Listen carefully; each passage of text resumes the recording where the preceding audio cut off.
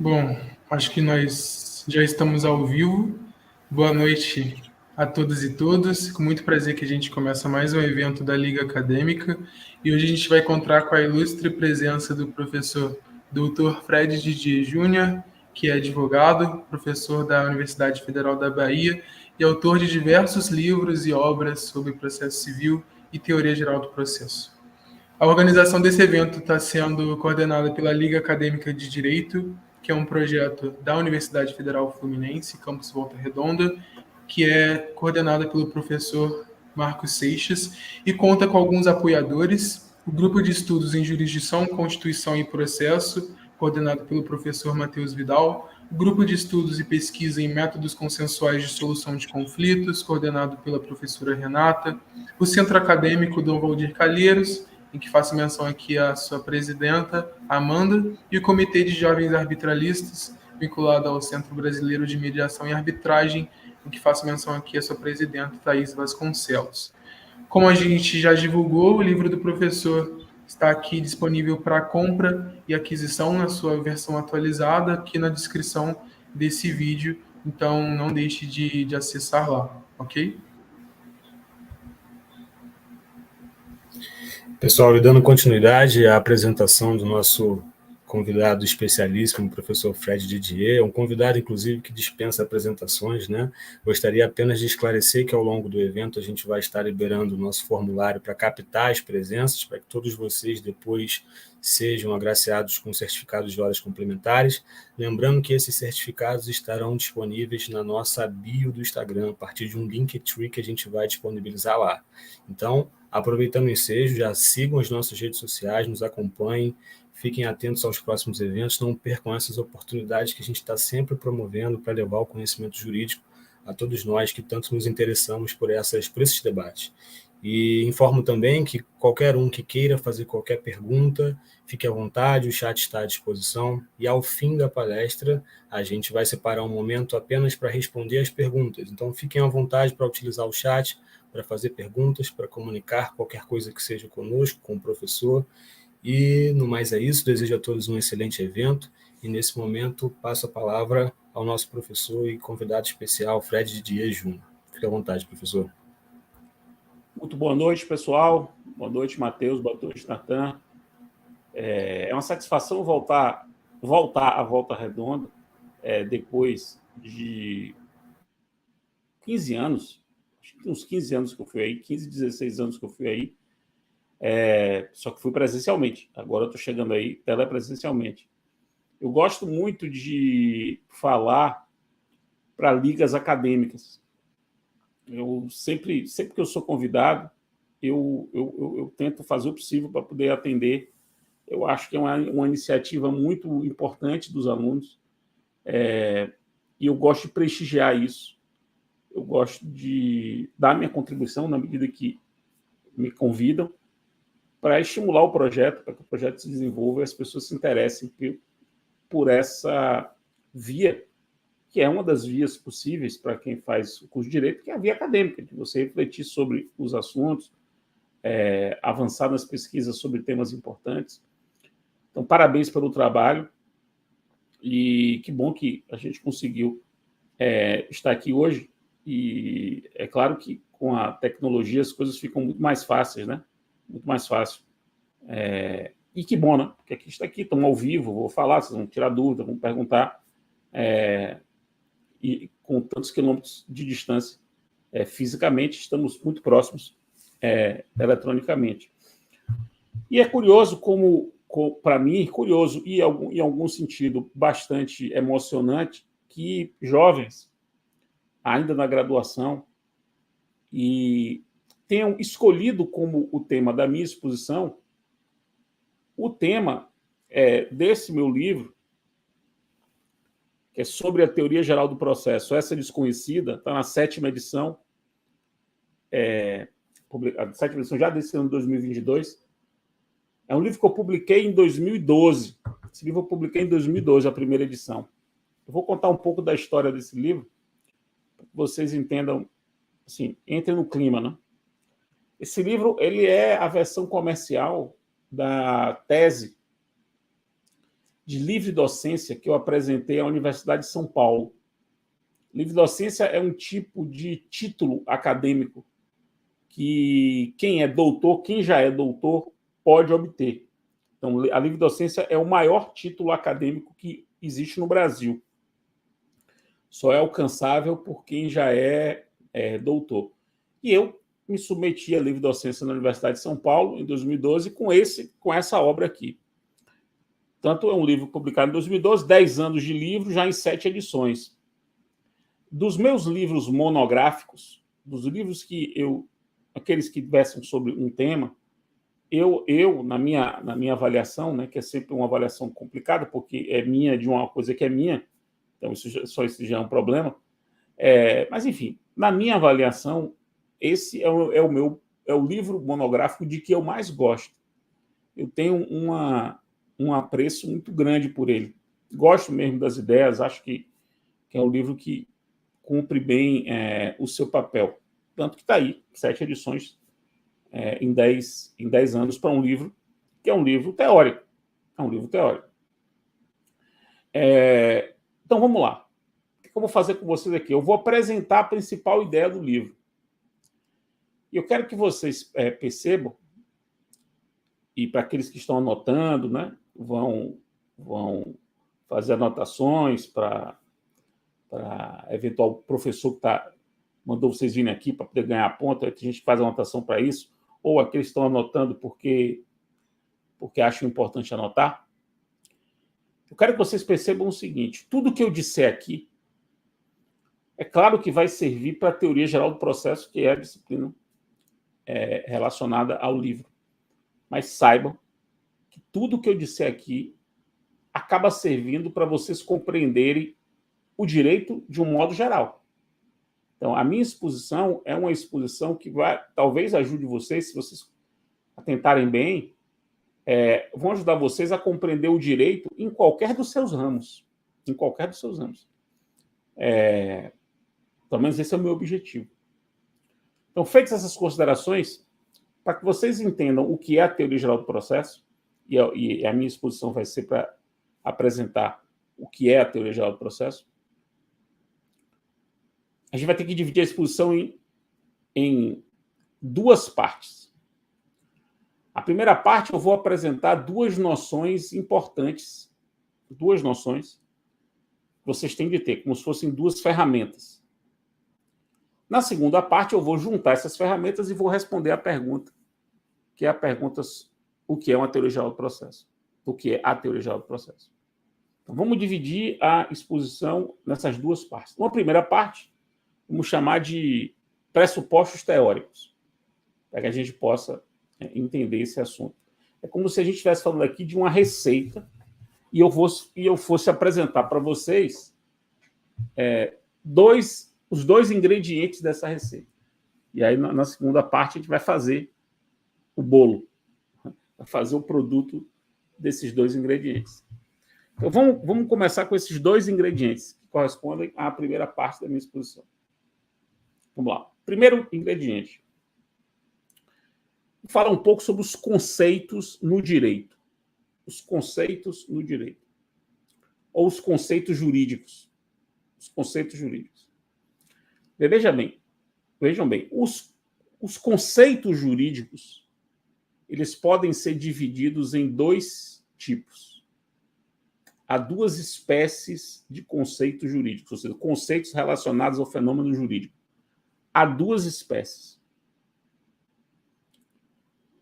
De um lado, a primeira espécie é a dos chamados conceitos jurídicos fundamentais. Os conceitos jurídicos fundamentais.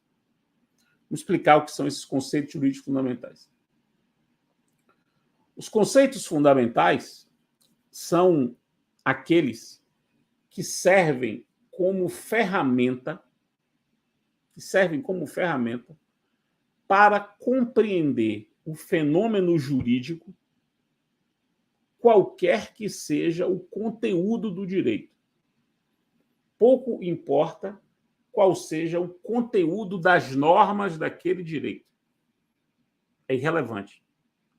para que você possa compreender aquele direito, qualquer que seja o seu conteúdo, você tem que dominar alguns conceitos fundamentais, que são, repito, conceitos jurídicos, que são pressupostos para o exame de qualquer direito. Por exemplo, o conceito de direito. Perceba, você saber o que é direito é um passo para que você possa examinar o direito brasileiro, para que você possa examinar o direito americano, para que você possa examinar o direito inglês. Perceba, antes de ler uma lei inglesa e ver o conteúdo do direito inglês, você tem que saber o que é direito. Você tem que saber, por exemplo, o que é fato jurídico, o que é uma norma jurídica, o que é prova, o que é princípio, o que é sujeito de direito, o que é regra jurídica. Percebam bem, direito, sujeito de direito, fato jurídico, norma jurídica, princípio jurídico, regra jurídica, prova, competência. Todos são conceitos jurídicos que são ferramentas para a compreensão de qualquer fenômeno jurídico, qualquer que seja o seu conteúdo. São, portanto, conceitos fundamentais. São conceitos que têm uma pretensão, são conceitos que nascem com uma pretensão de universalidade. O que é um conceito que nasce com pretensão de universalidade? Ele se pretende apto à compreensão do fenômeno jurídico, qualquer que seja o seu conteúdo. Ou seja, pouco importam as opções jurídicas que o legislador faça aqui ou acolá. São irrelevantes. Esses conceitos não se preocupam com as opções jurídicas. São conceitos formais. Então, o que é prova? Prova é prova. Veja, se eu sei o que é prova, eu vou poder examinar a prova no direito inglês, a prova no direito da Arábia Saudita, a prova no direito australiano. Mas perceba, para eu examinar a prova no direito australiano, eu tenho que saber o que é prova. Então, perceba que é um conceito que é uma ferramenta. Esse tipo de conceito, que é um conceito com pretensão de universalidade, ele é a ferramenta básica para quem quer fazer ciência do direito. Eu não tenho dúvida de dizer que um bom jurista é aquele que bem domina os conceitos fundamentais. Porque se a pessoa bem domina os conceitos fundamentais, ela consegue compreender o direito, qualquer que seja o conteúdo do direito. Então, é muito importante que vocês notem isso. E aqui, antes de avançar no segundo tipo de conceito, uma observação. Não se iludam. A gente vê o mundo a partir do repertório dos nossos conceitos, do nosso repertório conceitual. O nosso repertório conceitual é o conjunto das ferramentas que permitem que a gente veja e compreenda o mundo. Quanto maior o nosso repertório conceitual, maiores serão as chances de a gente compreender o mundo melhor. Tanto menor seja o nosso repertório conceitual, tanto maior é a dificuldade para compreender a diversidade da vida, né? A vida é muito diversa, a sociedade é complexa, e perceber as nuances dessa complexidade exige que a gente adquira e repense todo o tempo o nosso repertório de conceitos. E eu vou dar um exemplo fácil pelo menos para mim, fácil de entender. Parem bem, a minha geração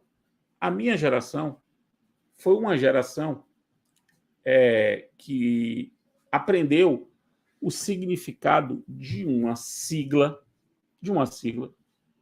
que era a sigla GLS. GLS. Isso é uma sigla do meu tempo de adolescente e início de vida adulta. A sigla GLS significava, então, isso 30 anos atrás, significava gays, lésbicas e simpatizantes. GLS, portanto, era uma sigla para se referir a esse grupo, o grupo que, naquela época, fugia do padrão heteronormativo. Então, se dizia gays, lésbicas e simpatizantes. Veja que o extra é de simpatizantes, que era algo assim, era para colocar tudo quanto não se encaixasse em gays e lésbicas. É provável que nenhum de vocês saiba dessa sigla, nem conheça essa sigla. Essa sigla não se usa mais, e não se usa mais há muito tempo. Por quê? Porque essa sigla não estava dando conta da diversidade da vida e da complexidade das coisas. Há muito mais variações fora da heteronormatividade do que simplesmente gays e lésbicas. É preciso pensar em gênero, é preciso pensar em outros tipos de orientação sexual. E aí se desenvolveu a sigla que todos vocês conhecem bem, que é a sigla LGBTQIA+. E olha o mais no final. O mais é um reconhecimento, é um ato de humildade, né, diante da complexidade das coisas. É você reconhecer que além de lésbicas, gays, bissexuais, LGB, trans e travestis, queers, QI, intersexuais, que é o I, o A de assexuados, quer dizer, além dessa variedade de gêneros e de orientações sexuais que fogem do padrão, seguramente há outras. Nessa semana, eu estava vendo uma pessoa trans, no caso, era uma mulher trans. Uma mulher trans dizendo, explicando para as pessoas o seguinte, que é possível, olha que coisa interessante, a sigla LGBTQIA+, ela também inclui pessoas héteros. Pessoas heterossexuais também estão aí dentro. Mas Fred, por quê? Cadê o H aí de hétero? Cadê o H de hétero? Não. Porque você está confundindo as coisas. Uma mulher trans, ela pode gostar de se relacionar sexualmente com homens. Então, uma mulher trans que se relaciona com homens sexualmente, ela é uma mulher trans heterossexual, embora seja trans. Perceberam? Tammy Gretchen, filho de Gretchen, é um homem trans heterossexual. É um homem trans que se relaciona sexualmente com mulheres. Perceberam como as coisas são mais complexas do que a gente pensa? Por que eu estou dando esse exemplo? Porque se vocês compreendem que o aperfeiçoamento do seu repertório conceitual, dos conceitos fundamentais, que se aperfeiçoa na medida que os conceitos são testados com o tempo. Porque o fato de esses conceitos terem pretensão de universalidade não significa que eles sejam imutáveis. Ao contrário, são conceitos testados a todo momento. O que se pensava sobre norma jurídica há 100 anos atrás não é o que se pensa hoje. O conceito de norma jurídica de 100 anos atrás não é o conceito de hoje. O conceito de prova de 100 anos atrás não é o conceito de hoje. Porque eram conceitos criados com pretensão de universalidade há 100 anos e que se mostraram conceitos insuficientes para dar conta das coisas. Eles não estavam explicando. E quando um conceito não consegue explicar, ele tem que ser revisto. Ou revisto ou substituído por outro. Isso acontece no fenômeno do direito a qualquer momento. Qual é o risco que a gente corre no direito? é de a gente aprender os conceitos fundamentais e dá-los como conceitos imutáveis. E aí as coisas mudam, o direito fica cada vez mais complexo, os problemas ficam cada vez mais complexos, e a gente não percebeu que o problema não está na complexidade do direito, o problema está em a gente não refletir sobre os conceitos que nos formaram, que não estão dando mais conta. Então a gente tem que rever os conceitos fundamentais. Vale aqui, meus caros, sempre, e nunca esqueçam disso, vale aqui a advertência feita por um psicólogo da ciência chamado Abraham Maslow. Abraham Maslow, que é um psicólogo da ciência, em que ele diz o seguinte: olha a advertência que ele faz. Para quem só tem martelo, todo problema é prego. Para quem só tem martelo, todo problema é prego. Pense o martelo como um conceito. O conceito é o modo como a gente vê as coisas do mundo e tenta resolver o problema. Se sua caixa de ferramentas conceituais só é feita por martelos, só é composta por martelos, qualquer problema que se lhe apareça, você vai pensar que é um prego e vai tentar martelar. E o problema pode ser um parafuso. Você precisa de uma chave de fenda. O problema pode ser um rebite. O problema pode ser um rasgo de um papel, você precisa de uma cola. E não um martelo. Então, os problemas, a diversidade dos problemas leva a necessidade de você aumentar a sua caixa de ferramentas. Pois bem, então esse é só o primeiro tipo de conceito. Agora vamos para o segundo tipo de conceito. O segundo tipo de conceito jurídico é o chamado conceito jurídico positivo. Conceito jurídico positivo. Conceito jurídico positivo. Vamos explicar o que é isso. O que é o conceito jurídico positivo? É um conceito jurídico que decorre da observação de um determinado direito positivo. Então, é um conceito que decorre do direito positivo. Portanto, é um conceito que decorre da análise do conteúdo de uma norma jurídica.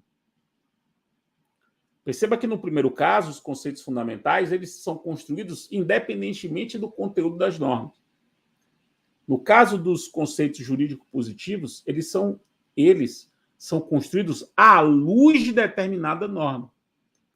E por isso, por serem construídos à luz de determinada norma, são conceitos variáveis, né? São conceitos que variam a depender do direito positivo. Variam a depender do momento. Então, vou dar dois exemplos. Você pegar o conceito de recurso extraordinário. Recurso extraordinário. Recurso extraordinário no Brasil significa uma coisa, em Portugal significa outra.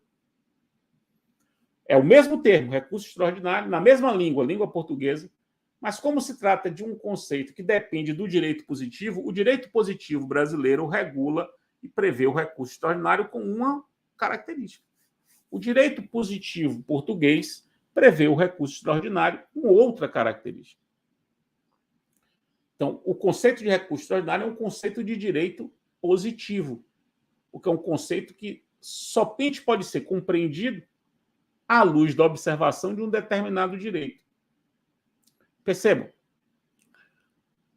Quando eu estudei direito penal na faculdade, em 1995, estamos falando de 27 anos atrás, boa parte de vocês não tinha nem nascido ainda, eu estudei o crime de estupro, que é um crime, o crime de estupro.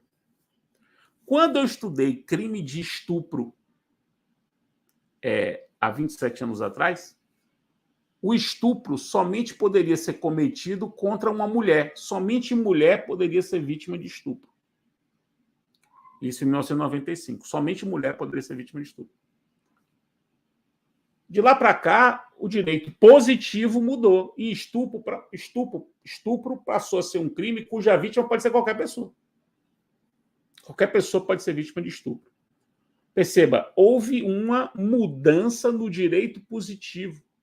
E essa mudança no direito positivo levou à mudança do conceito de estupro, porque estupro é um conceito jurídico positivo. Ele depende da observação de um determinado direito, o que significa que depende da observação do direito em um determinado espaço e um determinado tempo. Direito brasileiro hoje, direito brasileiro ontem, direito brasileiro frente ao direito português. Enfim, vai sempre depender da análise do direito positivo. Pois bem, esse tipo de conceito jurídico é o conceito mais ligado àquilo que a gente chama de dogmática jurídica, que é um pedaço da ciência do direito que se preocupa com a análise das normas concretas que estão postas, né, a compreensão delas. Então, você vai estudar, por exemplo, processo, você tem que saber o que é apelação, o que é contestação, o que é petição inicial, o que é penhora, o que é reconvenção, o que é citação, o que é intimação. Todos são conceitos do direito positivo brasileiro. Hoje, citação tem um conceito, amanhã pode ter outro, amanhã pode vir uma lei e dizer que citação é uma outra coisa. Amanhã pode vir uma lei e dizer que contestação é uma outra coisa. Então, são conceitos de direito positivo.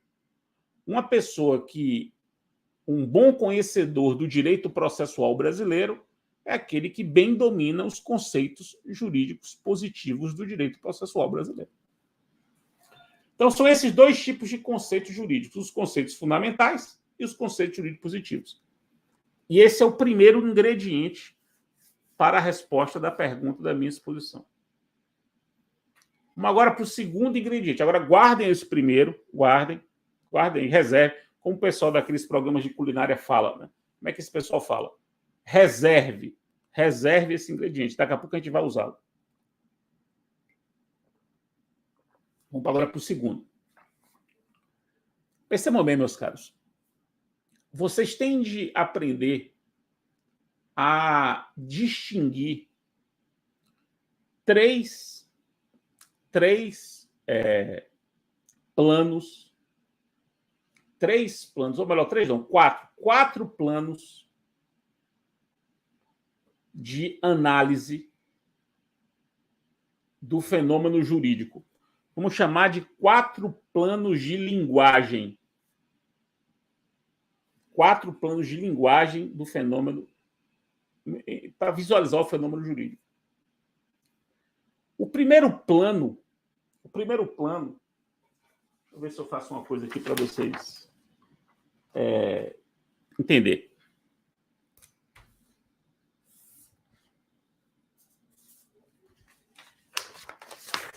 Ó, vamos colocar isso aqui como primeira órbita aqui, ó. Primeira órbita. A primeira órbita, primeiro plano de linguagem que deve ser examinado é o plano dos fatos. É o plano dos fatos. Das coisas que acontecem na vida. Então, você vai ter um acidente, você vai ter um beijo, você vai ter um casamento, você vai ter um acordo de vontades. Isso são coisas que acontecem na vida. Na vida. Esse é o plano dos fatos. O plano dos fatos. Esse plano dos fatos interessa ao direito? Interessa. E aí chega o segundo plano, que é o plano do direito, que é o plano da linguagem do direito. Linguagem do direito, que é o plano dos atos normativos. Né? Dos atos normativos, das leis, da Constituição, dos regulamentos, das disposições contratuais, de todas essas fontes normativas que vocês conhecem bem. Percebam que todas essas fontes normativas, leis, Constituição, atos administrativos, decisões judiciais, são fontes do direito que se debruçam sobre fatos da vida. A linguagem dessas fontes, a linguagem do direito, é uma linguagem sobre os fatos da vida. É uma linguagem que tenta regular os fatos da vida, que disciplinar os fatos da vida, dá aos fatos da vida um sentido jurídico. Essa camada de linguagem é a camada de linguagem do direito. Percebam que o direito é uma camada de linguagem sobre uma outra camada de linguagem, que é a linguagem dos fatos. Fatos também são linguagem. Fatos também são linguagem. Quando eu aqui estou falando com vocês, isso é um fato. Né? Eu estou conversando com vocês. Esse é um modo de eu me comunicar com vocês. O direito, ele recai sobre esses fatos da vida. Então, o direito é uma linguagem sobre a linguagem dos fatos. Então, nós temos aqui dois planos de linguagem. Os fatos e o plano de linguagem, que é o plano do direito, que serve para disciplinar, regular esses fatos. Só que existe um terceiro plano de linguagem. Esse terceiro plano de linguagem é o plano da ciência do direito. O terceiro plano de linguagem é o plano da ciência do direito. Veja, o plano da ciência do direito nada tem a ver com o plano do direito. A ciência do direito é o ramo do pensamento humano que se debruça sobre o direito para poder compreendê-lo. Então, eu vou me debruçar sobre o direito processual para poder compreender o direito processual. E aí vou escrever livros. Vou escrever artigos. Vou argumentar, vou tentar interpretar, compreender o que está acontecendo. Percebam que a linguagem da ciência do direito não é a linguagem do direito. A linguagem do direito é a linguagem da lei, da Constituição. Quem produz a linguagem jurídica, ou a linguagem do direito, são os legisladores, os responsáveis pelos atos administrativos, os responsáveis pelo contrato. A ciência do direito já é composta por outras pessoas que vão pensar sobre o direito. Perceba que o cientista do direito, ele pensa sobre o direito. Ele pensa sobre o direito. Ele pensa sobre o direito. Então, é uma camada de linguagem. Eu acabei fazendo bobagem aqui, porque a ciência do direito está aqui em 3 e direito está em 2. Mas acho que vocês entenderam, né? Plano de linguagem 1, fatos. Plano de linguagem 2, direito. Plano de linguagem 3, ciência do direito. Então, um doutrinador, ele se debruça sobre o direito. O direito se debruça sobre os fatos. Mas são coisas diferentes. Você tem que saber isso. Uma coisa é o mundo dos fatos, outra coisa é o mundo do direito, outra coisa é o mundo da ciência do direito. Quem faz ciência do direito não faz direito. Quem faz ciência do direito ajuda a gente a compreender o direito e aplicá-lo. São linguagens distintas. Por isso que pode ser que em algum livro que vocês usem apareça lá a seguinte frase: a ciência do direito é metalinguagem. É um termo pedante, eu sei, mas é chegada a hora de vocês aprenderem. Por que se diz que a ciência do direito é metalinguagem? Porque a ciência do direito é linguagem sobre outra linguagem, que é a linguagem do direito. Então, a ciência do direito é linguagem sobre a linguagem do direito. Pois bem, acreditem, existe uma quarta camada de linguagem. Qual é essa quarta camada de linguagem? É a camada que tem por objeto a ciência do direito. Veja, é a camada que tem por objeto a ciência do direito. A camada 4 tem por objeto a camada 3. A camada 3 tem por objeto a camada 2, a camada 2 tem por objeto a camada 1. Que linguagem é essa sobre a ciência?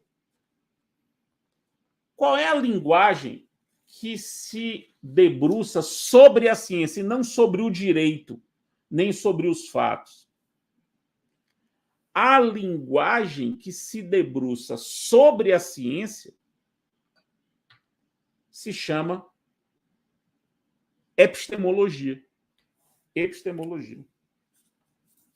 Epistemologia. Episteme é conhecimento, né? Ciência, conhecimento. Epistemologia. A epistemologia é o ramo da filosofia que tem por objeto a ciência. Portanto, é um ramo da filosofia que se debruça sobre a ciência. Para quê? Para pensar sobre ela e fazer com que ela se desenvolva, com que ela se aprimore.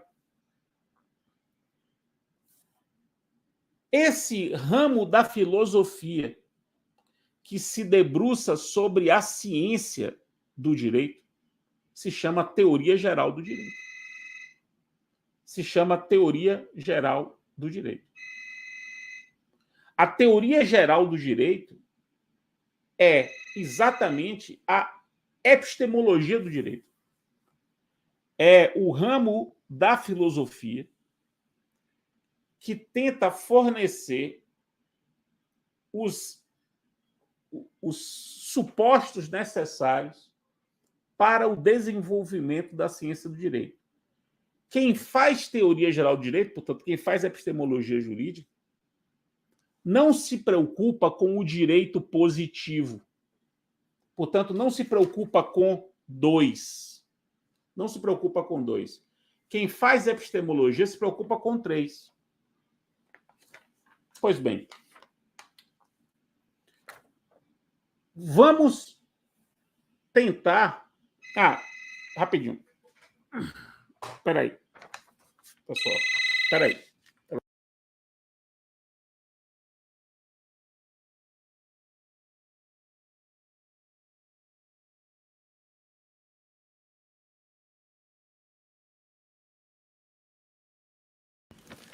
É isso. Ao vivo dá nisso. Ninguém estava atendendo aqui em casa, tive que atender. Então vamos lá. Reparem bem. A epistemologia, a teoria geral do direito, ela se preocupa com a ciência do direito. A ciência do direito se debruça sobre o direito e o direito se debruça sobre os fatos. Quem faz epistemologia não está preocupado com o conteúdo do direito. Quem faz epistemologia está preocupado com a ciência do direito. Em ver se a ciência do direito está bem organizada, está bem articulada, está com bons métodos. Juntando aquilo que a gente viu no primeiro ingrediente. Vamos juntar esses dois ingredientes. Percebam. Os conceitos jurídicos positivos são conceitos que decorrem do exame de dois.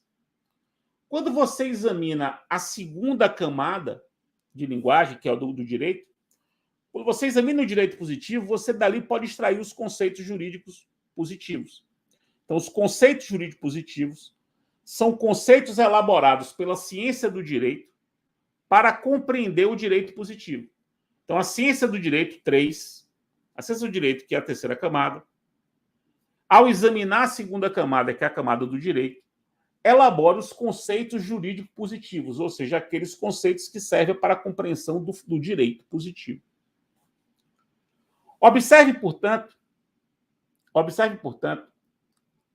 que os conceitos jurídicos fundamentais, porque eles não se preocupam com o direito, são conceitos que independem do conteúdo do direito, são conceitos elaborados pela epistemologia jurídica, pela camada 4 de linguagem.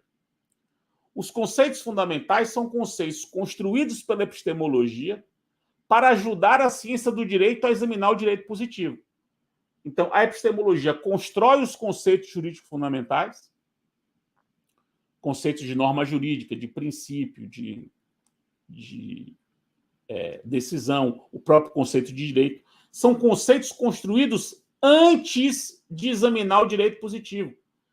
Eu tenho de saber esses conceitos antes de examinar o direito positivo.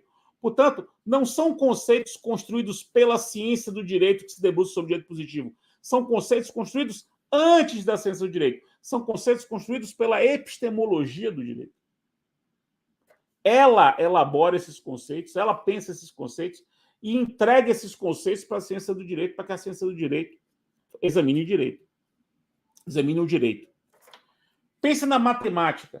Pense na matemática. Quem define o que é número? O conceito de número. Quem conceitua número não faz matemática, faz epistemologia da matemática. O matemático se vale dos números para poder fazer suas formulações. Mas a definição do que é número é anterior à matemática. Ela é uma definição para a matemática. É, portanto, da epistemologia da matemática. E aí, Giovanna Campbell pergunta, Fred, eu posso falar que os princípios do contraditório e ampla defesa são conceitos fundamentais? Perceba, Giovanna, não. Por quê? Porque se você está falando de normas, contraditório é uma norma, ampla defesa é uma norma, são princípios, como você mesmo colocou. Princípios são normas. Se você está falando de uma norma do direito positivo brasileiro, você está examinando o direito positivo brasileiro. Você está examinando 2. E, portanto, você está em 3. Você é uma cientista do direito, 3, que está examinando o direito positivo brasileiro, onde há os princípios do contraditório e da ampla defesa, que são normas. Agora, se você quer saber o que é um princípio, e aí pouco importa o conteúdo dele. O que é um princípio? Essa não é uma pergunta de 3, porque 3 se debruça sobre o direito positivo. Essa é uma pergunta de 4, ou seja, da camada 4. A camada 4 diz assim, por que é um princípio? O princípio é isso. Então, pessoal da ciência do direito, pessoal de 3, olha, o princípio é isso. Pegue essa ferramenta e examine o princípio do contraditório. Então, para ele examinar o princípio do contraditório, ele tem que saber o que é princípio.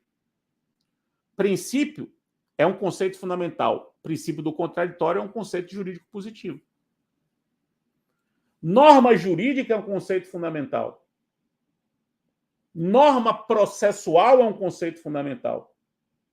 O princípio do contraditório é uma norma processual do direito brasileiro.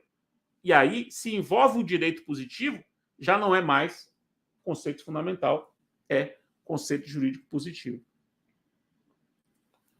E veja, meus caros, usando aqui essa tabelinha.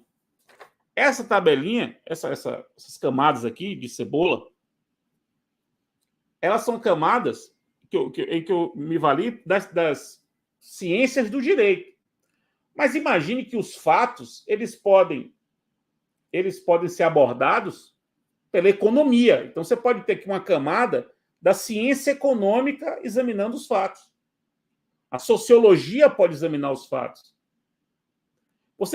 Perceba que você pode pensar numa sociologia dos fatos, numa sociologia do direito, numa sociologia da ciência do direito. Perceba como é diferente. Eu posso fazer uma sociologia dos fatos. Por que mulheres são discriminadas no trabalho? Isso é uma discussão de sociologia dos fatos, o fato de discriminação.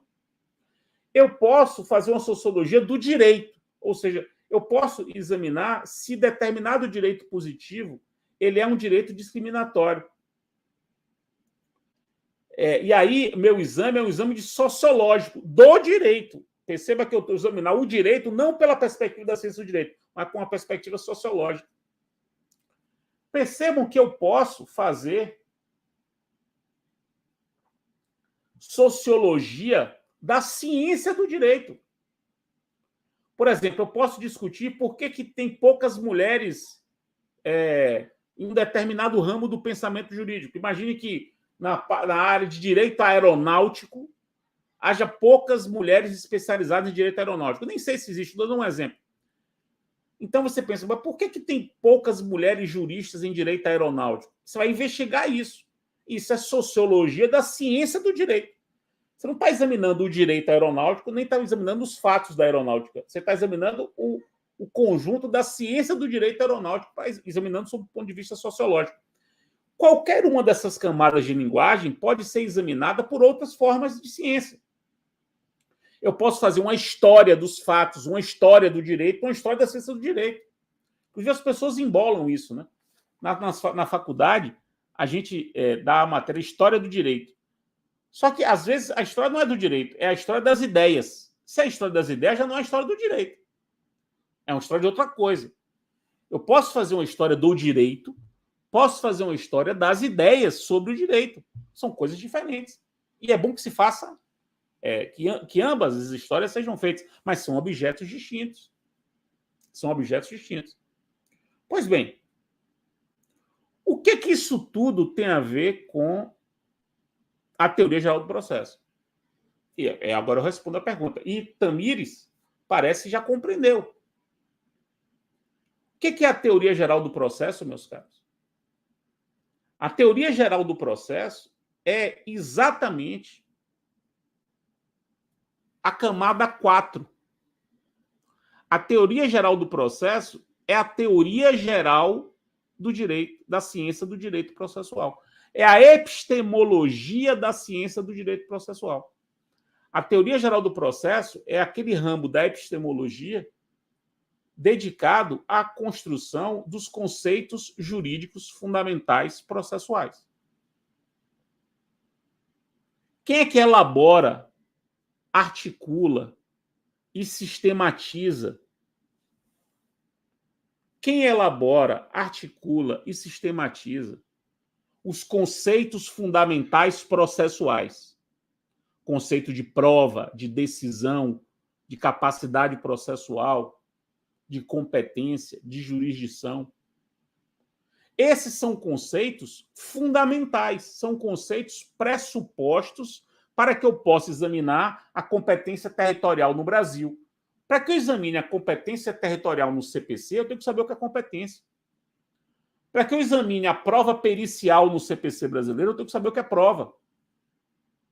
Para que eu examine a sentença no CPC brasileiro, eu tenho que saber o que é decisão. Conceito de decisão, conceito de prova, conceito de capacidade, conceito de processo, o próprio conceito de processo, conceito de norma processual, são conceitos jurídicos fundamentais. Eles servem para compreender o direito, qualquer que seja o conteúdo do direito. Qualquer que seja o conteúdo do direito. Então, evidentemente, a teoria geral do processo ela não se preocupa com o direito positivo. A teoria geral do processo está em 4, não está em 2. A teoria geral do processo não é uma reflexão sobre o direito. A teoria geral do processo é uma reflexão sobre a ciência do direito processual. Daí porque, Ana Beatriz, coloca a pergunta de Ana Beatriz aí, que é muito boa. E ela já captou a mensagem. Olha o que ela diz, ó. Professor, tem textos que criticam a TGP como se ela unificasse o processo civil e o processo penal. Essa interpretação está errada, né? Já que a TGP não é norma, e sim conjunto de conceitos. Exatamente, Ana Beatriz. Quem diz que TGP está errado porque TGP unifica, está confundindo TGP, que é 4, com um direito processual único. Uma espécie de direito processual unitário, que servisse a qualquer tipo de processo. Que, aliás, não existe no Brasil e ninguém defende. Eu não conheço ninguém que defenda, que o direito processual brasileiro, penal, trabalhista e civil tem que ser o mesmo. Evidentemente não tem que ser o mesmo. O conteúdo normativo do direito processual penal não tem de ser o mesmo conteúdo normativo do direito processual civil. É claro que não. Agora, o que é processo? Se eu sei o que é processo, eu vou poder compreender o que é o processo penal.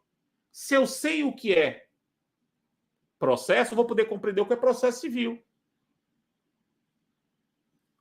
As pessoas que criticam a TGP com base nessa premissa, Ana Beatriz, sinceramente, elas não sabem o que é TGP. Estão confundindo TGP, que é epistemologia, com direito processual único, que seria o ramo 2, né? A camada 2 de linguagem. Veja a pergunta de Maria Pereira, muito boa também. Olha o que a Maria Pereira diz. Professor, posso afirmar, então, que os textos sobre parte geral do CPC não se confundem com o objeto da teoria geral do processo? Sim, Maria. Perceba, Maria, o seguinte, que parte geral do CPC é direito, é uma parte do direito positivo. Parte geral está em 2, naquelas 4 camadas. Parte geral é direito positivo. Vocês não podem confundir parte geral com teoria geral. Aliás, fazendo propaganda do meu livro, espero que vocês se interessem. Como eu disse, eu tenho muito orgulho desse livro, porque é um livro que foi pensado para os meus alunos. Assim. É um livro mais denso, mas eu tento ser o mais claro possível para explicar isso que eu acabei de explicar aqui. Porque eu, sinceramente, acho que se você compreende isso que eu disse, você vai compreender, ajuda você a compreender o direito, qualquer que seja o ramo do direito. Você vai poder compreender qual é o papel da TGD nisso tudo. Qual é a diferença entre eu pensar teoricamente e eu pensar dogmaticamente. Eu pensar em nível teórico, portanto, em nível de conceito fundamental, e pensar em nível dogmático. E com isso eu posso lidar com as mudanças dogmáticas com mais tranquilidade. Vejam, meus caros, que no sumário do livro, aqui no capítulo 2, não sei se vocês vão conseguir ver, mas o capítulo 2, tem distinções. Olha as distinções aqui. Teoria geral do processo e ciência do direito processual. Teoria geral do processo e teorias individuais do processo. Teoria geral do processo e teorias particulares do processo. Teoria geral do processo e direito processual. E teoria geral do processo e parte geral. As pessoas... Beatriz apontou as críticas que confundem TGP com direito processual. 4.4 aqui. E Maria apontou as críticas que confundem teoria geral com parte geral. 4.5 aqui do livro. Eu só consigo desenvolver meus pensamentos sobre processo, que é o ramo que eu estudo mais, se eu me deparo com o problema e penso, isso aqui é um problema teórico ou um problema de direito positivo? Se o problema é teórico, a minha caixa de ferramentas está adequada para a solução desse problema teórico, ou eu tenho que dar um passo atrás? E eu dou, ao longo do livro aqui, eu dou vários exemplos de como é importante, aplicações práticas, de como é importante a gente dominar os conceitos fundamentais, dominar o que é teórico para o que é jurídico positivo, para a gente poder avançar e compreender melhor o direito. Então, era isso, meus caros, que eu queria explicar para vocês nessa noite, que é uma introdução, né, para que vocês agora se debrucem e consigam compreender essas minhas ideias e até reflitam. Eu não sei como é que é o programa da Federal Fluminense nesse ponto. Se vocês têm TGP, se vocês têm essa matéria introdutória ou não, se vocês têm com outro nome. Eu, inclusive, defendo no livro que essa matéria introdutória de processo não deveria se chamar TGP, porque a TGP, rigorosamente, é apenas um pedaço dessa matéria. Porque essa matéria costuma ser uma matéria que traz normas fundamentais do processo, e aí é direito positivo. Vamos examinar o artigo 5º da Constituição. Isso é direito positivo, isso não é TGP. Essa matéria, às vezes, traz história do processo. História do processo não é TGP, é história do processo. Essa matéria, às vezes, traz discussões sobre acesso à justiça. Isso é sociologia do processo. Então, essa matéria, na verdade, é uma enciclopédia, com vários conhecimentos introdutórios. Então, eu até sugiro que essa matéria, digo isso no livro, que essa matéria deveria se chamar Introdução ao Estudo do Direito Processual. Assim como a gente tem a matéria Introdução ao Estudo do Direito, a gente deveria ter a matéria Introdução ao Estudo do Direito Processual. Um conjunto, uma enciclopédia de conhecimentos introdutórios ao processo, que envolve os conceitos fundamentais, que é aquilo que é a TGP em sentido estrito, uma espécie de direito processual constitucional, devido processo legal, contraditório, ampla defesa, que isso serve para qualquer processo, um pouco de história do processo, um pouco de acesso à justiça, que é a sociologia do processo. Eram essas minhas considerações, meu caro Matheus. Espero que o pessoal tenha curtido aí e tenha cumprido eu não tenha queimado o filme da Liga Acadêmica de vocês. Com certeza não, com certeza não. Foram ótimas reflexões. Efetivamente, uma aula sobre teoria geral do processo e qual seria o seu real objeto, quais suas distinções. Só a título de curiosidade, aqui na Universidade Federal, pelo menos aqui no campus de Volta Redonda, a gente tem, pelo menos na época que eu cursei, foram 2 disciplinas de teoria geral do processo, e aí a gente estudava os conceitos jurídicos fundamentais, o que o senhor fez menção, e também algumas particularidades ali da parte geral do Código de Processo Civil. E aí ter essa distinção clara que o senhor fez entre a linguagem dos fatos, do direito, da ciência do direito e da epistemologia é essencial para compreender alguns aspectos e diferenciar algumas questões. Foi efetivamente uma aula e a gente novamente agradece pela presença do senhor, por ter de pronto se destacado e dedicado a estar esses minutos com a gente. Só uma coisa, eu não sei se vocês conhecem, eu tenho um canal no Telegram, se chama Megafone do Processo Civil. Me sigam lá, Megafone do Processo Civil, Fred Didier. Eu compartilho muito texto, é um canal só acadêmico, então não tem... É só para academia.